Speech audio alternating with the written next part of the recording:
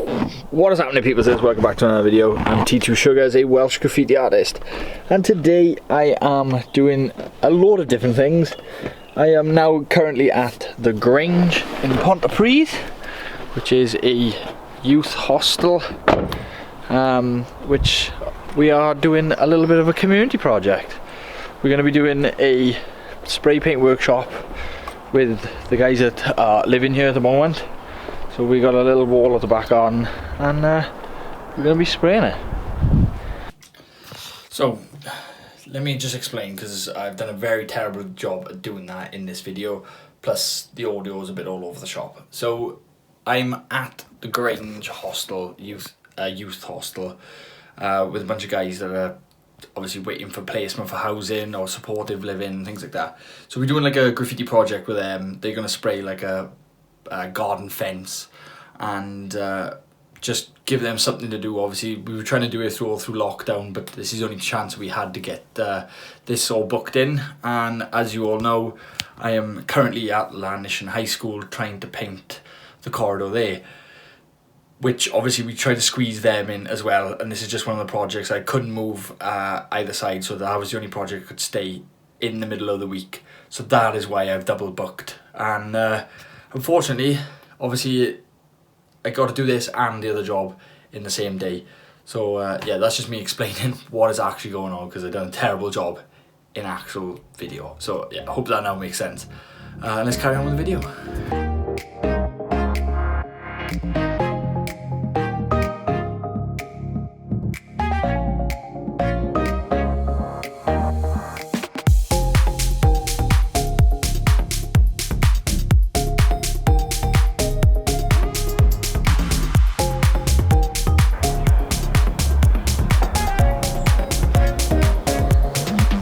Workshop. The boys were very enthused. Thank you to Jimmy, Nathan, Kyle and Reese for joining me.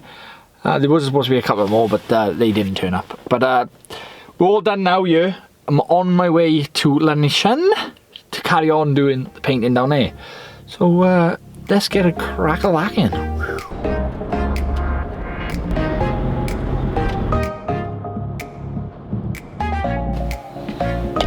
Oh yes, we are here.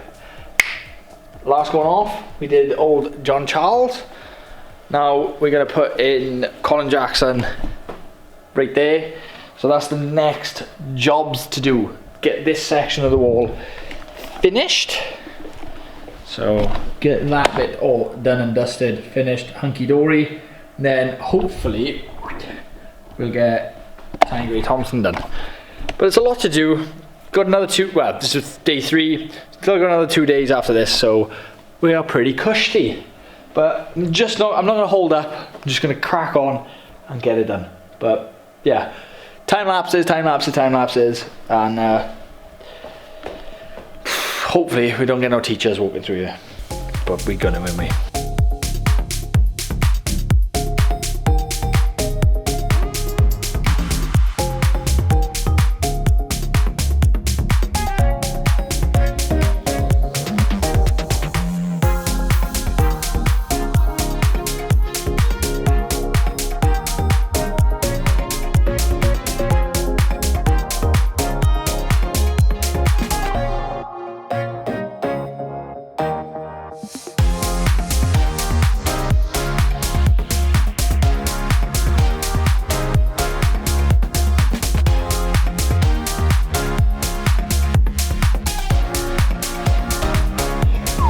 So, got Colin Jackson done and John Charles.